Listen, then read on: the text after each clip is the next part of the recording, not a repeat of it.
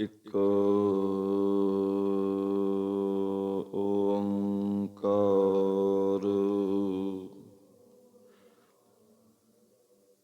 ਸਤਿਨਾਮ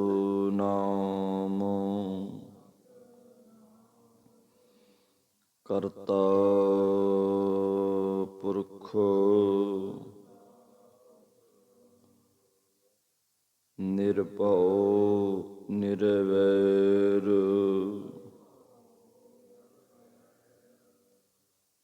ਅਕਾਲ ਮੂਰਤ ਅਜੂਨੀ ਸੈਭੰ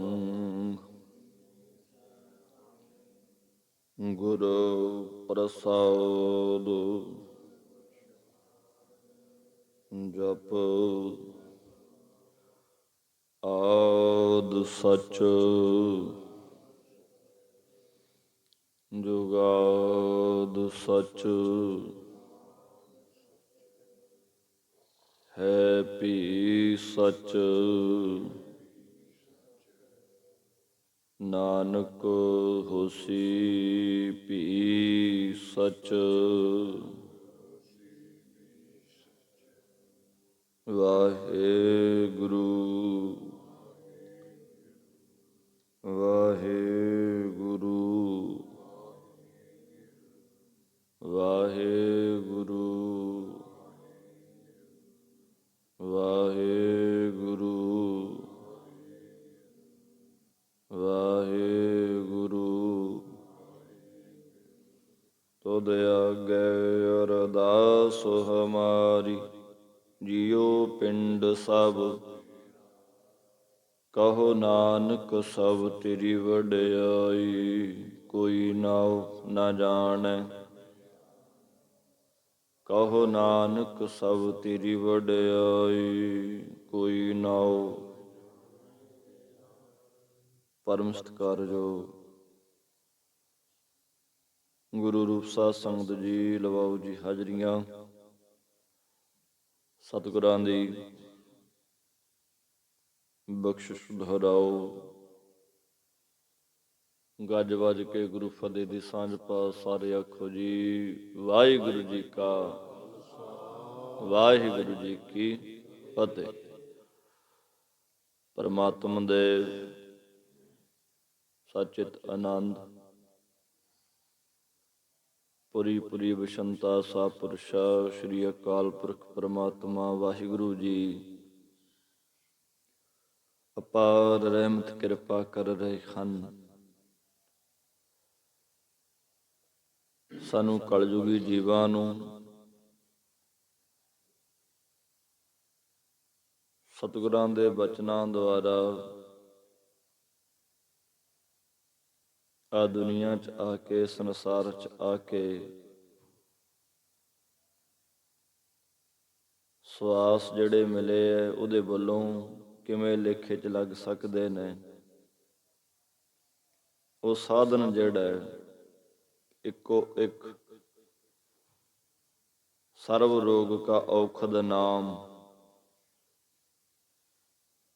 ਇੱਕ ਨਾਮ ਪਰਮੇਸ਼ਰ ਦੀ ਬੰਦਗੀ। ਆ ਸਤ ਸੰਗਤ ਦਾ ਮਹਾਨ ਸਮਾਂ ਕੁੰਭ, ਇਹਦੇ ਨਾਲ ਸਾਡੀ ਆ ਮਿਲੀ ਵੀ ਜ਼ਿੰਦਗੀ ਜਿਹੜੀ ਹੈ ਜੀ ਸਫਲੀ ਹੋਏਗੀ। ਸਤਿਗੁਰਾਂ ਦੇ ਅਗਾਧ ਬੋਧ ਗੁਰ ਬਚਨਾਂ ਦੀ ਵਿਚਾਰ ਉਪਦੇਸ਼ ਵਿਚਾਰ ਰਹੇ ਆਪਾਂ ਲੜੀਵਾਰ ਕਥਾ।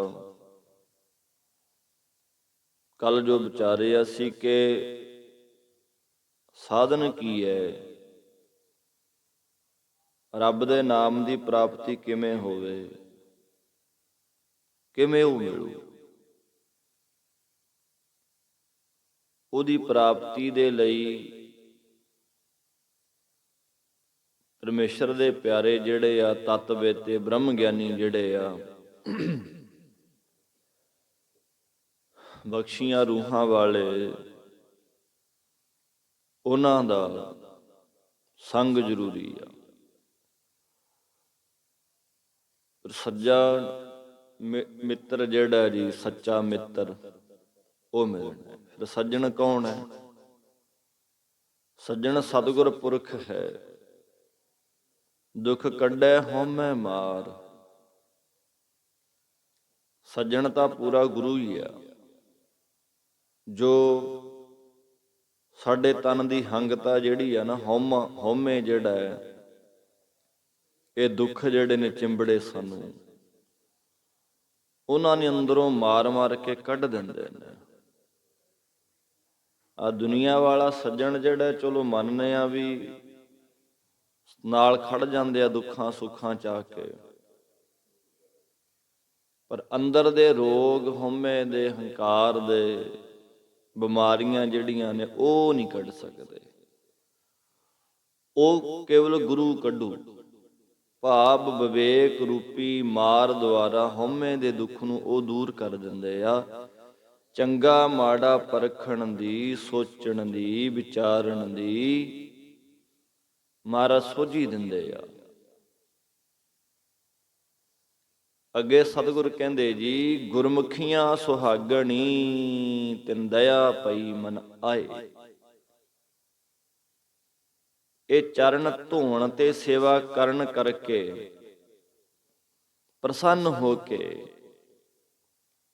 ਉਹ ਸੁਹਾਗਣਾ ਰੂਪੀ ਗੁਰਮੁਖ ਜੋ ਨੇ ਨਾ, ਉਹਨਾਂ ਦੇ ਮਨਾਂ ਦੇ ਵਿੱਚ ਦਿਆਲਤਾ ਆ ਗਈ। ਤਿਨ ਦਇਆ ਪਈ ਮਨ ਆਏ। ਜਦੋਂ ਬੰਦਾ ਗੁਰਮੁਖ ਬਣ ਗਿਆ, ਨਿਸ਼ਾਨੀਆਂ ਕੀ ਨੇ, ਲੱਛਣ ਨੇ।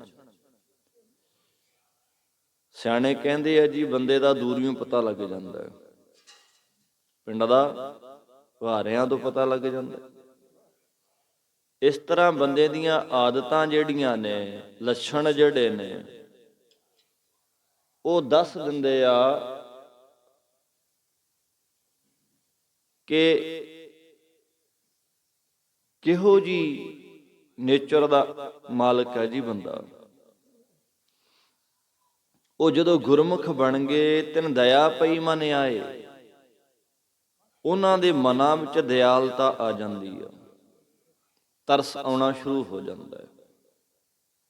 ਕਿਉਂਕਿ ਗੁਰਮੁਖ ਰੱਬ ਦੇ ਭੈ ਵਾਲੇ ਤੇ ਪਰਮਾਤਮਾ ਦੇ ਸਨਮੁਖ ਰਹਿਣ ਵਾਲੇ ਹੋ ਜਾਂਦੇ ਆ। ਪਰ ਜਿਹੜੇ ਮਨਮੁਖ ਨੇ ਨਾ ਜੀ, ਉਹ ਬੇਮੁਖ ਹੁੰਦੇ ਆ। ਗੁਰਮੁਖ ਡਰੇਗਾ, ਭੈ ਹੋਏਗਾ ਕਿ ਨਾ ਸੱਜਣਾ, ਅੱਜ ਜੋ ਮੈਂ ਕਰੂ ਨਾ ਭਰੂੰਗਾ, ਮਾੜਾ ਕਰੂੰ, ਪਾਪ ਕਰੂੰ, ਇਹਦਾ ਲੇਖਾ ਦੇਣਾ ਪੈਣਾ ਅੱਜ ਨਹੀਂ ਤਾਂ ਕੱਲ। ਤੇ ਮਨਮੁਖ ਜਿਹੜਾ ਹੈ, ਉਹ ਨਹੀਂ ਡਰਦਾ, ਉਹ ਬੇਮੁਖ ਹੁੰਦਾ ਜੀ, ਉਹ ਦੂਰ ਸਮਝਦਾ ਮਾਲਕ ਨੂੰ। ਸਤਿਗੁਰ ਕਹਿੰਦੇ ਆ ਜੀ, ਗੁਰਮੁਖ ਸਨਮੁਖ, ਮਨਮੁਖ ਬੇਮੁਖੀਆ। ਗੁਰਮੁਖ ਸਨਮੁਖ ਹੁੰਦੇ ਨੇ, ਮਨਮੁਖ ਜਿਹੜੇ ਨੇ ਉਹ ਬੇਮੁਖ ਹੁੰਦੇ ਆ। ਫਿਰ ਉੱਥੇ ਮਹਾਰਾਜ ਜੀ ਕਹਿੰਦੇ ਨੇ, ਬੇਮੁਖਨ ਕੋ ਸਰਬ, ਜਿੰਨੇ ਵੀ ਰੋਗ ਨੇ ਨਾ, ਉਹ ਆ ਕੇ ਚਿੰਬੜ ਜਾਂਦੇ ਆ। ਗੁਰਮੁਖ ਸਨਮੁਖ ਹੋ ਕੇ ਰਹਿੰਦੇ ਆ, ਪ੍ਰਤੱਖ ਸਮਝਦੇ ਨੇ ਮਾਲਕ ਨੂੰ, ਗੁਰੂ ਨੂੰ। ਤੇ ਬੇਮੁਖਾਂ ਨੂੰ ਗੁਰਮੁਖੋ ਦੂਰ ਪ੍ਰਤੀਤ ਹੁੰਦਾ ਹੈ ਕਿ ਬਹੁਤ ਦੂਰ ਰਹਿੰਦਾ ਮਾਲਕ ਰੱਬ ਪਰਮੇਸ਼ਰ, ਤਾਂ ਫਿਰ ਉਹ ਪਾਪ ਕਰਦੇ ਨੇ। ਫਿਰ ਤਰਸ ਖਾ ਕੇ ਐਸੇ ਗੁਰਮੁਖ ਜਨ ਜਗਿਆਸੂ ਨੂੰ ਦੱਸਦੇ ਨੇ ਕਿ ਭਾਈ ਅਸਲੀ ਗੱਲ ਤਾਂ ਇਹ ਹੈ ਕਿ ਸਤਿਗੁਰ ਬਚਨ ਰਤਨ ਹੈ, ਜੋ ਮੰਨੇ ਸੋ ਹਰ ਰਸ ਖਾਏ। ਹਰੀ ਨਾਮ ਦਾ ਰਸ ਜਿਹੜਾ ਹੈ, ਇਹ ਅਮੋਲਕ ਵਚਨ ਨੇ ਮਹਾਰਾਜ ਦੇ। ਜੋ ਵੀ ਸਤਿਗੁਰਾਂ ਦੇ ਪਾਵਨ ਬਚਨਾਂ ਨੂੰ ਮੰਨੇਗਾ,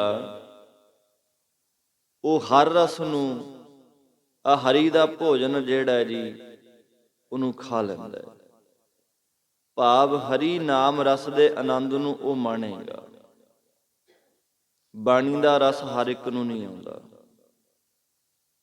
ਨਾਮ ਦਾ ਕਥਾ ਵਿਚਾਰਾਂ ਦਾ, ਕੀਰਤਨ ਦਾ ਆਨੰਦ ਹਰ ਇੱਕ ਨੂੰ ਨਹੀਂ ਬਣਦਾ। ਉਬੜਾ ਚੁਬੜੀ ਜੀ ਲੱਗੀ ਰਹਿੰਦੀ ਆ। ਜਦੋਂ ਨਾਮ ਰਸ ਬਣ ਜਾਂਦਾ ਹੈ, ਬਾਣੀ ਦਾ ਰਸ ਆਉਣ ਲੱਗ ਜਾਂਦਾ ਹੈ ਨਾ ਜੀ, ਉਥੇ ਆਨੰਦ ਹੀ ਵੱਖਰਾ, ਸਕੂਨ ਮਿਲਦਾ ਆਪਣੇ ਆਪ ਨੂੰ। ਕਿਸੇ ਨੂੰ ਮਿਲੇ ਨਾ ਮਿਲੇ, ਆਪਣੇ ਆਪ ਨੂੰ ਆਨੰਦ ਆਉਣ ਲੱਗ ਜਾਂਦਾ। ਆਨੰਦ ਆ ਗਿਆ ਬਾਣੀ ਪੜ੍ਹ ਕੇ, ਗੁਰੂ ਚਰਨਾਂ ਜਾਣ ਦੀ, ਬਹਿਣ ਦੀ, ਨਾਮ ਜਪਣ ਦੀ ਬੰਦੇ ਨੂੰ ਫਿਰ ਕਾਹਲੀ ਰਹਿੰਦੀ ਆ ਛੇਤੀ ਕਿ ਨਾਮ ਬਾਣੀ ਪੜ੍ਹੀਏ, ਕਿ ਨਾਨਕ ਮੰਨਿਆ ਮੰਨੀਐ, ਬੁੱਝੀਐ ਗੁਰ ਪ੍ਰਸਾਦ, ਕਿ ਮੰਨੇ ਨਾਉ ਸੋਈ ਜਿਣ ਜਾਏ। ਕਿ ਮੰਨੇ ਨਾਉ ਸੋਈ ਜਿਣ ਜਾਏ, ਭਾਵ ਕਿ ਜੋ ਮੰਨ ਜਾਂਦਾ ਹੈ, ਜਿਹਨੇ ਨਾਮ ਦਾ ਰਸ ਖਾ ਲਿਆ, ਉਥੇ ਉਹਨਾਂ ਨੇ ਨਿਰਣਾ ਕੀਤਾ ਹੁੰਦਾ ਹੈ ਜੀ,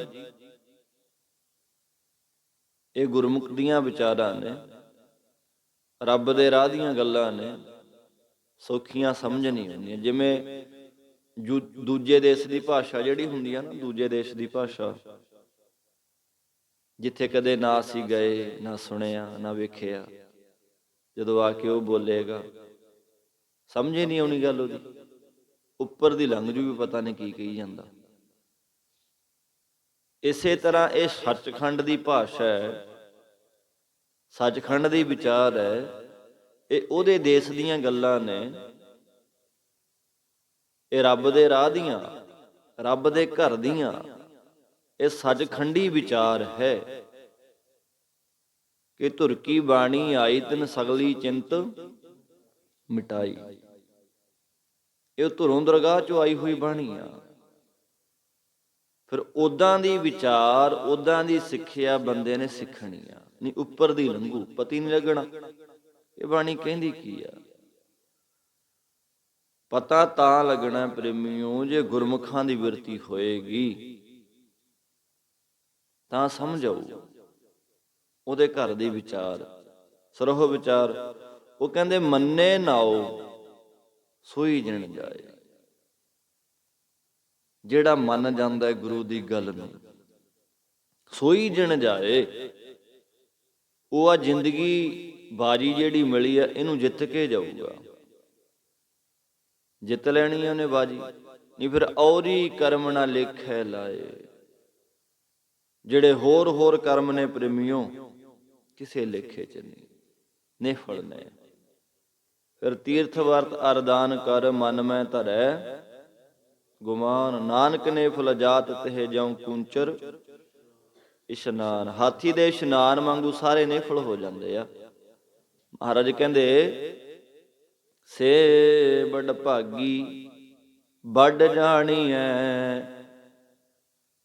ਜਿਨ ਹਰ ਰਸ ਖਾਧਾ ਗੁਰ ਭਾਏ। ਬਸ ਨਿਰਣਾ ਕਰਨੀ ਔਖਾ ਹੈ, ਨਿਸ਼ਚਾ ਕਰਨਾ ਔਖਾ ਹੈ। ਸਾਡੇ ਨਿਸ਼ਚੇ ਨੂੰ ਫਲ ਲੱਗਣਾ ਜੀ, ਨਿਸ਼ਚਾ, ਮਨ ਪੱਕਾ ਬਣਾ ਲੈਣਾ, ਦ੍ਰਿੜ ਕਰ ਲੈਣਾ ਅੰਦਰ ਗੁਰੂ ਦੀ ਗੱਲ ਨੂੰ।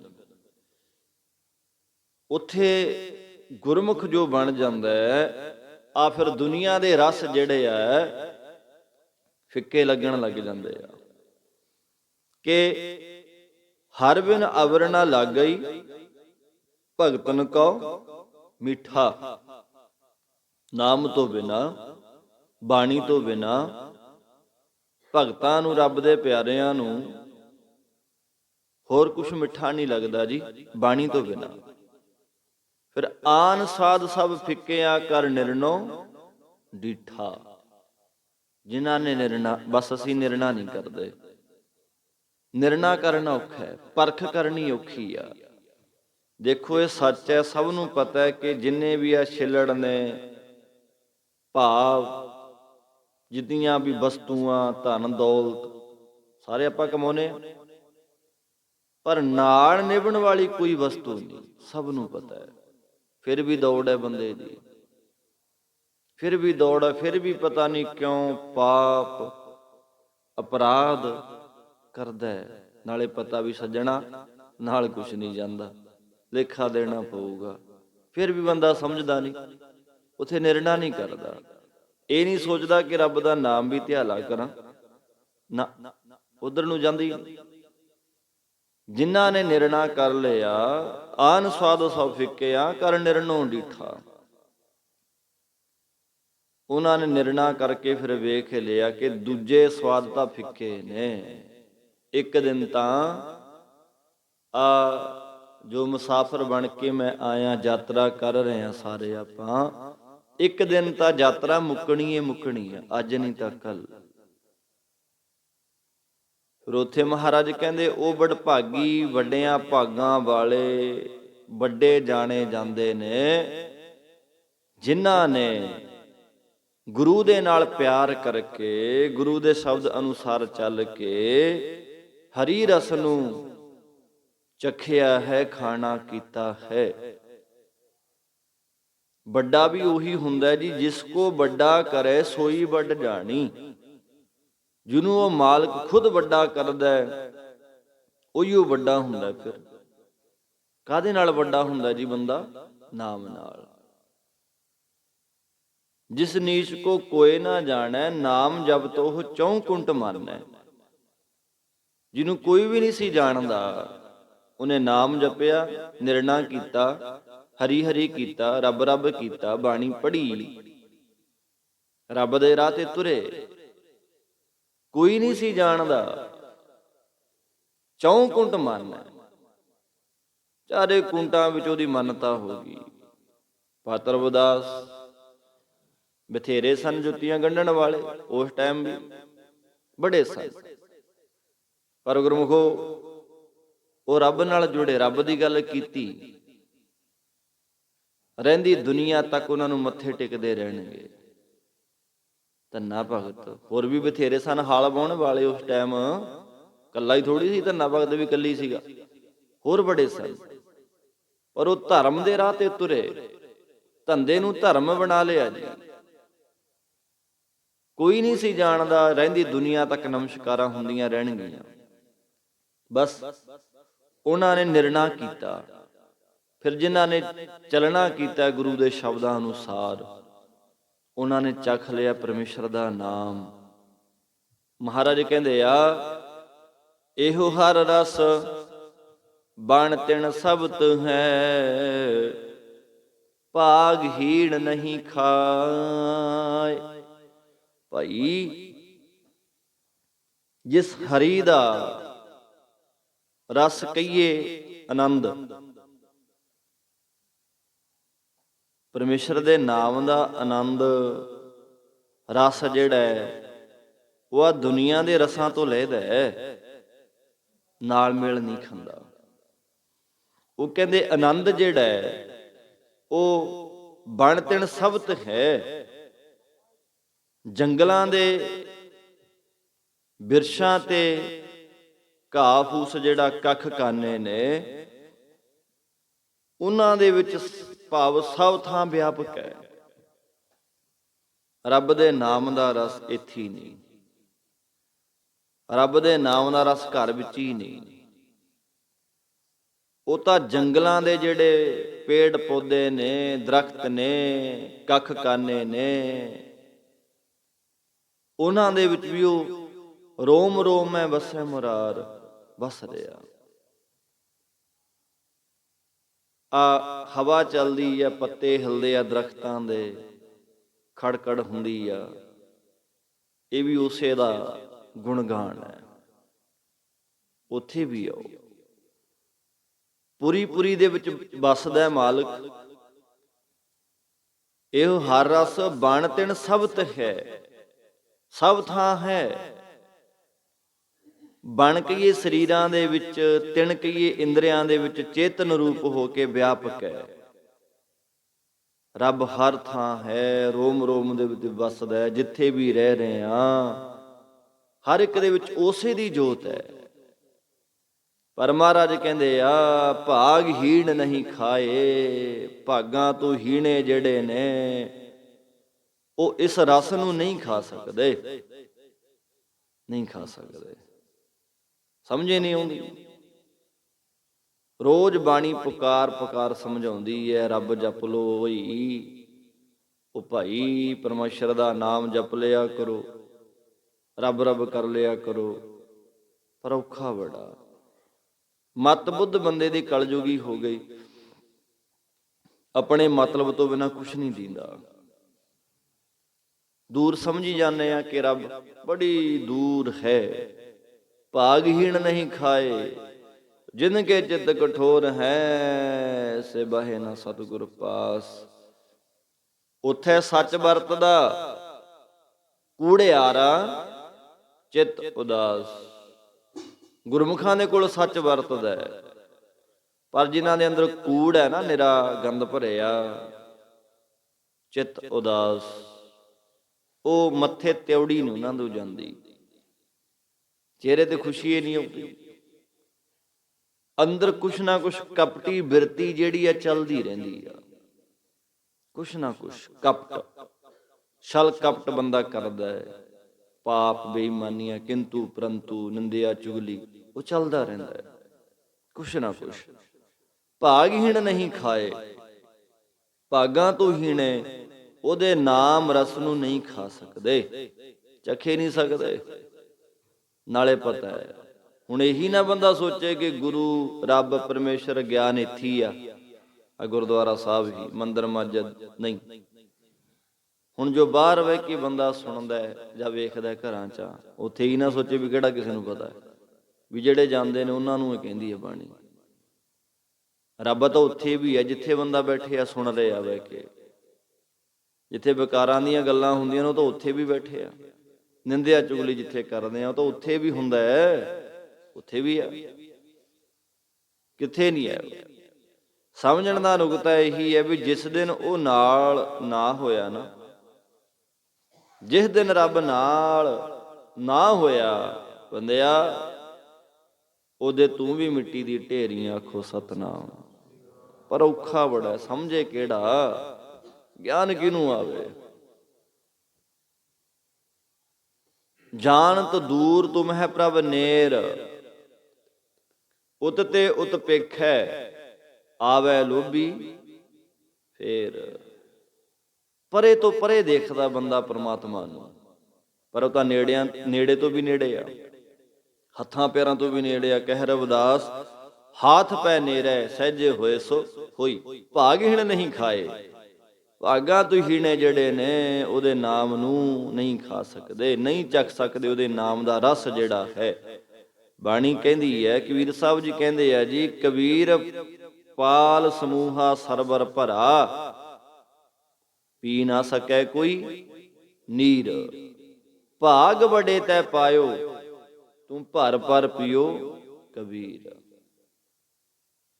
ਚੱਲ ਰਹੀਆਂ ਨੇ ਲਹਿਰਾਂ ਭਰ ਭਰ ਕੇ ਉਹਦੇ ਨਾਮ ਦੀਆਂ, ਪਰ ਭਾਗਾਂ ਤੋਂ ਬਿਨਾਂ ਗੁਰਮੁਖੋ ਉਹਦਾ ਨਾਮ ਰਸ ਬੰਦੇ ਤੋਂ ਨਹੀਂ ਪੀਆ ਜਾਂਦਾ। ਪੀ ਨਾ ਸਕੇ ਕੋਈ ਨੀਰ, ਸਰੋਵਰ ਭਰਿਆ ਚੱਲ ਰਿਹਾ, ਆ ਰੋਜ਼ ਸਰੋਵਰ ਚੱਲਦਾ, ਬਾਣੀ ਦਾ ਪ੍ਰਵਾਹ ਚੱਲਦਾ, ਔਖਾ ਬੜਾ, ਨਹੀਂ ਪੀਆ ਜਾਂਦਾ। ਕਿਉਂ? ਇਹ ਮਿੱਠਾ ਹੈ, ਇਹਨੇ ਰੋਗ ਠੀਕ ਕਰਨੇ ਆ, ਪਰ ਬੰਦਾ ਕੌੜਾ ਖਾਂਦਾ, ਕੌੜਾ ਪੀਂਦਾ। ਭਾਗ ਵੱਡੇ ਤੈ ਪਾਇਓ, ਵੱਡੇ ਭਾਗਾਂ ਨਾਲ ਕਬੀਰਾ ਤੂੰ ਪਾ ਲਿਆ ਉਹਨੂੰ, ਤੂੰ ਭਰ ਭਰ ਪੀਓ ਕਬੀਰ, ਤੂੰ ਭਰ ਭਰ ਕੇ ਪੀ। ਜਿਹਨੇ ਨਿਰਣਾ ਕਰ ਲਿਆ, ਮਹਾਰਾਜ ਕਹਿੰਦੇ ਆ, ਬਿਨ ਸਤਿਗੁਰ ਪੱਲੇ ਨਾ ਪਵੈ, ਮਨ ਮੁਖ ਰਹੇ ਬਿਲ ਲਾਏ। ਭਾਵੇਂ ਪਰਮਾਰਥ ਦੀ ਖੋਜ ਦੇ ਯਤਨ ਤਾਂ ਬਹੁਤ ਸਾਰੇ ਲੋਕ ਕਰਦੇ ਨੇ, ਪਰਮਾਰਥ ਰੱਬ ਦਾ ਰਾਹ ਖੋਜ ਬੜੇ ਕਰਦੇ ਆ, ਇਹ ਰਾਹ ਦੀ ਯਤਨ ਬੜੇ ਕਰਦੇ ਆ, ਪਰ ਇਹ ਹਰ ਰਸ ਬਿਨਾ ਸਤਿਗੁਰਾਂ ਦੀ ਕਿਰਪਾ ਤੋਂ ਪੱਲੇ ਨਹੀਂ ਪੈਂਦਾ। ਰੱਬ ਰੱਬ ਅਸੀਂ ਲੱਖ ਕਰੀ ਜਾਈਏ,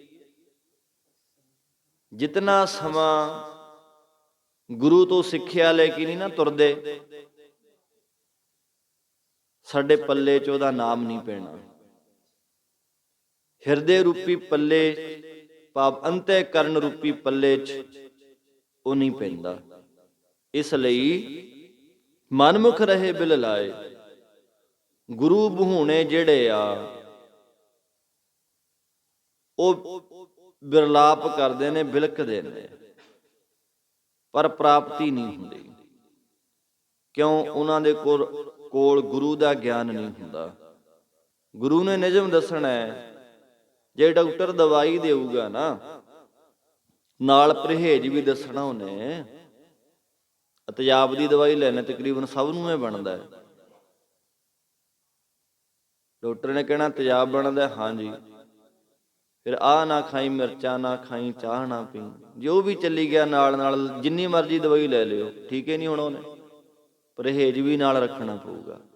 ਇਸੇ ਤਰ੍ਹਾਂ ਨਾਮ ਕਿਵੇਂ ਜਪਣਾ, ਕਿਹੜੇ ਕਿਹੜੇ ਪਰਹੇਜ ਨੇ, ਕਿੱਧਰੋਂ ਕਿੱਧਰੋਂ ਆਪਣੇ ਮਨ ਨੂੰ ਰੋਕ ਕੇ ਰੱਖਣਾ ਹੈ, ਉਹ ਗਿਆਨ ਜਿਹੜਾ ਪ੍ਰੇਮੀਓ ਉਹ ਗੁਰੂ ਨੇ ਦੇਣਾ ਹੈ। ਮਹਾਰਾਜ ਕਹਿੰਦੇ, ਓਏ ਸਤਿਗੁਰ ਆਗੈ ਨਾ ਨਿਵੈ, ਉਹਨਾਂ ਅੰਤਰ ਕ੍ਰੋਧ ਬੁਲਾਏ। ਉਹ ਜਿਹੜੇ ਆ ਮਨਮੁਖ ਸਤਿਗੁਰਾਂ ਦੇ ਅੱਗੇ ਨੀਵੇਂ ਨਹੀਂ ਹੁੰਦੇ। ਧਿਆਨ ਦਿਓ ਬੇਨਤੀ ਬਲ, ਓਏ ਸਤਿਗੁਰ ਆਗੈ ਨਾ ਨਿਵੈ, ਉਹ ਗੁਰੂ ਦੇ ਅੱਗੇ ਆ ਕੇ ਨਹੀਂ ਨਿਭਦੇ। ਉੱਥੇ ਚੌਧਰ ਹੁੰਦੀ ਆ।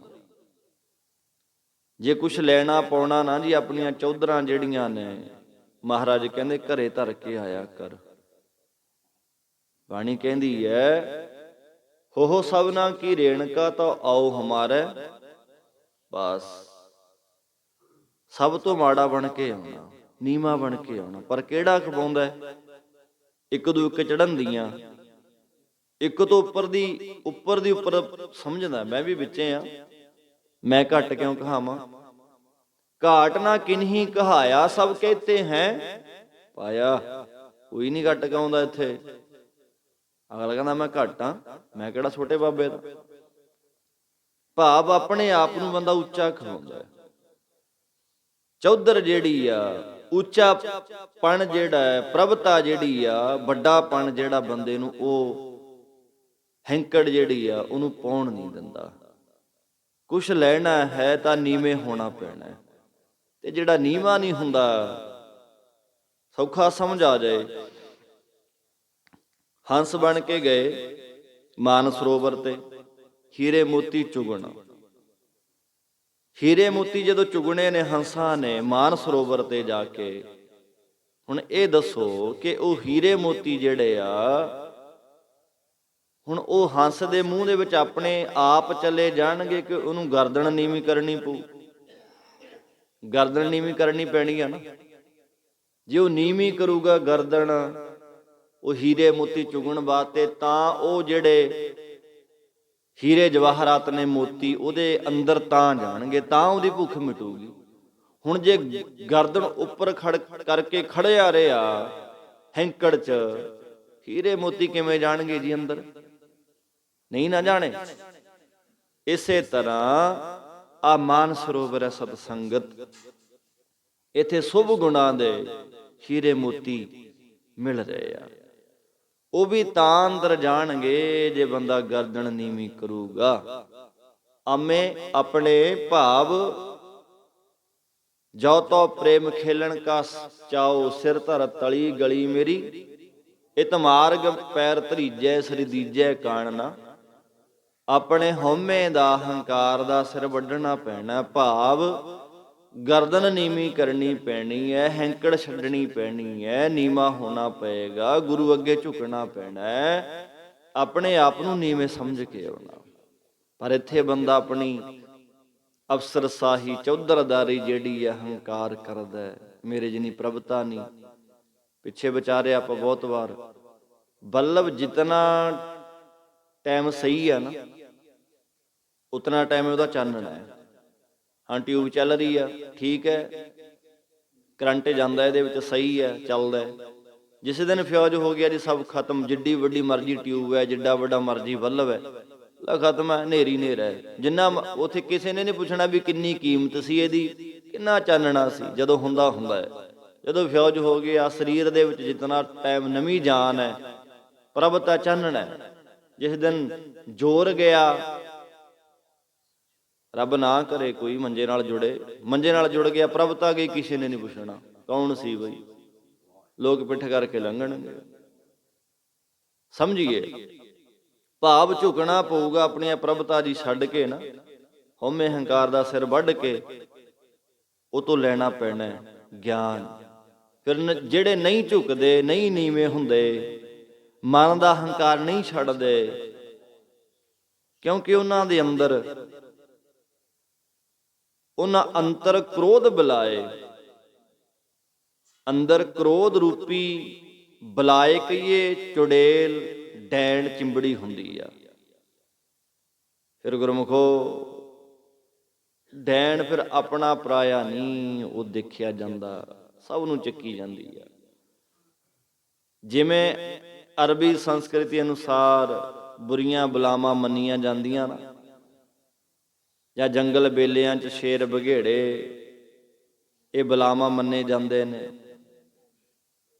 ਇਉਂ ਮਨਮੁਖਾਂ ਅੰਦਰ ਕ੍ਰੋਧ ਰੂਪੀ ਬਲਾ ਜਿਹੜੀ ਆ ਉਹ ਚਿੰਬੜੀ ਰਹਿੰਦੀ ਆ, ਜਾਂਦੀ ਨਹੀਂ। ਅੰਦਰ ਜਿਹੜੀ ਬਲਾ ਚਿੰਬੜੀ ਹੈ ਪ੍ਰੇਮੀਓ, ਉਹਨੂੰ ਗੁਰੂ ਦੇ ਗਿਆਨ ਦੁਆਰਾ ਦੂਰ ਕਰੀਏ, ਨਹੀਂ ਫਿਰ ਉਹ ਸਤਿਗੁਰ ਆਗੇ ਨਾ ਨਿਭੈ, ਮਨਮੁਖਾਂ ਦੀ ਗੱਲ ਹੈ। ਉਹਨਾਂ ਅੰਤਰ ਕ੍ਰੋਧ ਬੁਲਾਏ, ਅੰਦਰ ਜੇ ਬਲਾ ਨਾ ਕ੍ਰੋਧ ਦੀ, ਹੰਕਾਰ ਹੈ, ਹਉਮੈ ਹੈ, ਤਾਂ ਸਮਝੀ ਕਿ ਸਾਡੇ ਅੰਦਰ ਉਹ ਬੁਰੀ ਬਲਾ ਹੈ, ਬੁਰੀ ਬਲਾ ਹੈ ਅੰਦਰ। ਉਹਨੂੰ ਠੀਕ ਕਰੀਏ, ਗੁਰੂ ਦੇ ਵਚਨਾਂ ਅਨੁਸਾਰ ਗੁਰਮੁਖ ਬਣੀਏ, ਕੁਛ ਪਾਉਣਾ ਹੈ। ਸੋ ਆਓ ਗੁਰਬਾਣੀ ਦੀ ਵਿਚਾਰ ਇੱਥੇ ਸਮਾਪਤ ਹੈ।